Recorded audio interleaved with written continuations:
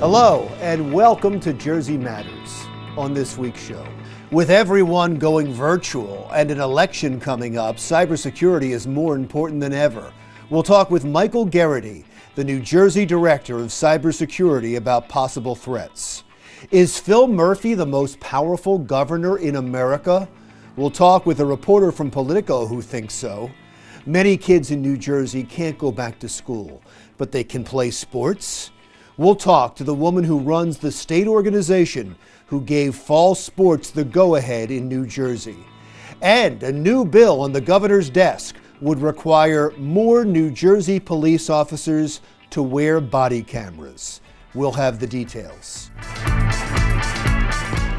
But first, my interview with Michael Garrity, New Jersey's Director of Cybersecurity. All right, thank you, sir, for agreeing to talk with us. I know this is a busy time of year for you, especially with the pandemic. Given that the pandemic has forced government, has forced schools, has forced businesses, has forced all of us to go virtual, are there special cybersecurity concerns that you have? What should people be watching out for? Well, lots of cybersecurity concerns. What we've done is we have a remote workforce. We've got children that are obviously working or doing schoolwork from their homes and the like.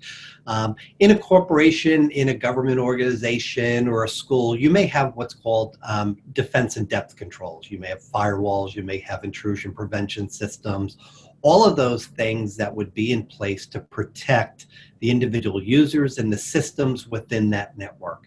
Now that we've gone to a remote workforce, we've got those endpoints, those systems that are sitting on home networks that may be unsecured themselves, that may have already been compromised, and those endpoints and the users are now defending for themselves instead of having all those controls and defense in depth. So there are real concerns. We increased the target surface or the attack surface, as we'd like to call it. And those systems are, as I said, defending for themselves without all those other layers of protection in there. Businesses, the government, even schools to a certain extent, have enough money and can pay for cybersecurity and know cybersecurity is a concern and they can deal with it. For people in their homes, is there anything special they can do to secure, I guess their finances are already secure through the bank, but secure their communications, secure what they have to do online? Yes, there's a ton of things that they can do. And the NJKIC, the New Jersey Cybersecurity and Communications Cell, which I run, ran a special last week in our bulletin. It's on our website, cyber.nj.gov, that provides all sorts of best practices and tips for securing your home network, securing the devices on your network, securing your accounts. So there's a plethora of tips and best practices there. And I would encourage anybody that wants that type of information to protect themselves to go to cyber.nj.gov. I want to read to you something that appeared in the Washington Post just last week. And it said, it's a story about New Jersey specifically when it comes to cybersecurity. And their first paragraph reads, the Trump's campaign most recent lawsuit targeting mail-in voting in New Jersey. And I don't need you to comment on that. But they said that they could force people to cast ballots on in-person voting machines that cybersecurity officials have been trying to retire since 2016 because of security issues. So is that true? Are there in-person voting machines that are not safe in New Jersey? No. There are not in-person voting machines that are not safe. We're very confident in the voting machines that we have. There are a ton of controls that we have in place, not only technical controls, but physical controls, process controls, to prevent a cybersecurity incident or an incident happening. None of those in-person voting machines are connected to the internet. So they're all standalone systems. There's no way for hackers to get into them over a network. They never have been connected and never will be connected.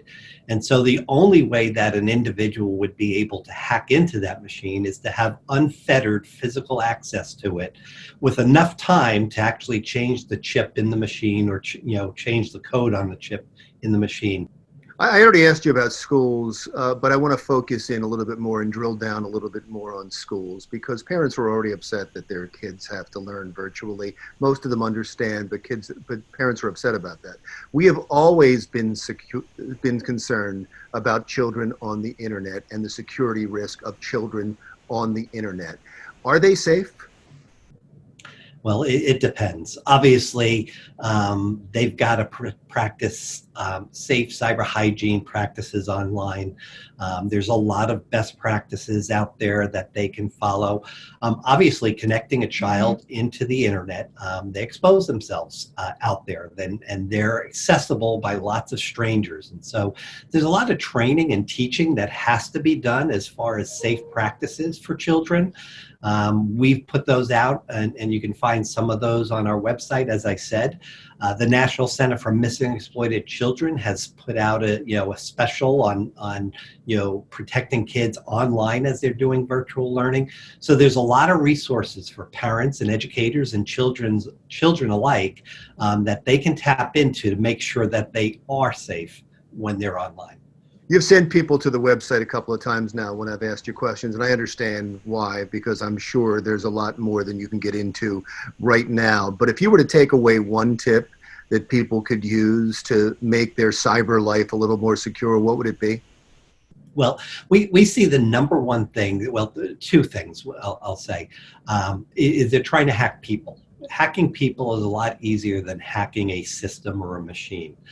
Getting somebody to open an email, click on a link, download an attachment, those types of things are easy to do.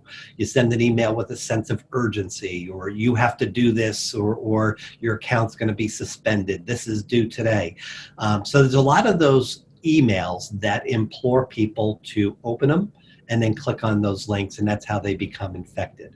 So, practicing good cyber hygiene with emails, not clicking on links if they're suspicious, make sure you know who the sender is before responding, all of those good practices that we have. The other thing is protecting your accounts, your passwords, okay? So a lot of us have usernames and passwords that have been compromised over the years, and we've seen an uptick in that over the last 2 weeks, especially with schools in New Jersey. So we've got a program where we monitor the dark web for compromised credentials for school systems here in New Jersey. Once we find them, we're going to notify the school system that this individual's account has been compromised. Their credentials are available on the dark web for any criminal. So please have them change it, update it, and put in a strong password and use multi-factor authentication where possible. Well, it's great information, sir, and we will make certain that people see the website that they can go to get more information. We've already done it a couple of times in the interview, but we'll do it again. Thank you so much. I appreciate your time. Thanks for having me. Michael Garrity, New Jersey Director of Cybersecurity. When Jersey Matters continues, kids in Freehold Borough were supposed to be back in the classrooms. We'll get an explanation from the superintendent why they're not.